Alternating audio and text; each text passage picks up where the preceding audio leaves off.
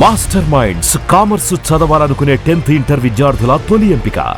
Telangana high court మెట్లెక్కింది Ashu Reddy. తనపై నమోదైన cheating కేసును కొట్టివేయాలని పిటిషన్ వేసింది. తన విచారణ లేకుండానే, తన వివరణ లేకుండానే కేసు పెట్టారని అశురెడ్డి పేర్కొంది. పెళ్లి పేరుతో అశురెడ్డి మోసం చేసిందని ఎన్ఆర్ఐ ధర్మేంద్ర ఫిర్యాదు చేసిన సంగతి తెలిసింది.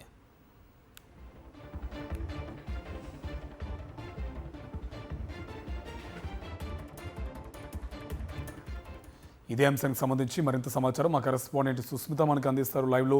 సుస్మిత, అశురెడ్డి ఇవాళ హైకోర్టు మెట్లెక్కిన పరిస్థితి కనిపిస్తుంది. తన వివరణ లేకుండా కేసు నమోదు చేశారని చెప్తున్నారు. డీటెయిల్స్ ఏంటి? కార్తిక్, ఎన్ఆర్ఐ ధర్మేంద్ర కుటుంబం 2 నెలల క్రితం CCSలో ఫ్రాడ్ చీటింగ్ కేసుకు సంబంధించి సినీ నటి అశురెడ్డి కుటుంబంపై కూడా కేసు నమోదు చేశారు. అయితే 2 నెలల క్రితం కేసు నమోదు చేయడంతో దానికి సంబంధించిన కోర్టును కూడా పోలీసులు ఆశ్రయించారు. అయితే 2 నెలల తర్వాత అంటే వారం రోజుల క్రితం పూర్తిగా కూడా ఈ FIR నమోదైన పరిస్థితి. అయితే ఏదైతే నాన్ బెయిలబుల్ సెక్షన్స్ పెట్టారో ఆ సెక్షన్స్ కింద కూడా పూర్తిగా కూడా వాళ్ళ ఫ్యామిలీ అంతా కూడా ఇంక్లూడ్ చేశారు ఎన్ఆర్ఐ ధర్మేంద్ర కుటుంబం. దీనికి సంబంధించి కూడా 3 రోజుల నుంచి న్యూస్ వస్తూ ఉండడంతో అశురెడ్డి దీని గురించి స్పందించలేదు.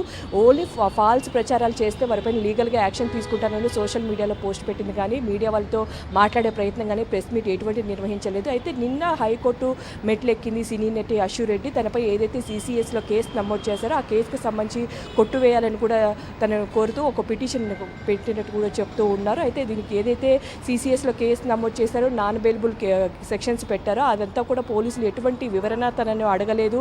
పూర్తిగా తన వర్షన్ లేకుండానే ఏదైతే ధర్మేంద్ర కుటుంబం ఇచ్చిందో ఆ ఫిర్యాదులో పేర్కొన్న దాని ప్రకారమే తనపైన కేసు నమోదు చేశారంటూ కూడా తను హైకోర్టు మెట్లెక్కింది. అయితే ఈరోజు లేదా రేపు పిటిషన్కి సంబంధించి కూడా బెంచ్ మీదకి వచ్చే అవకాశం ఉన్నట్టు కూడా చెప్తూ ఉన్నారు. సో ఈ నేపథ్యంలో దానికి సంబంధించి కూడా ఏదైతే ఎన్ఆర్ఐ ధర్మేంద్ర కుటుంబం ఇచ్చిన ఫిర్యాదు మేరకే పోలీసు CCSలో కేసు నమోదు చేశారు. కోర్టు అప్రూవల్ వచ్చిన తర్వాత FIR అయితే నమోదు చేయడం జరిగింది.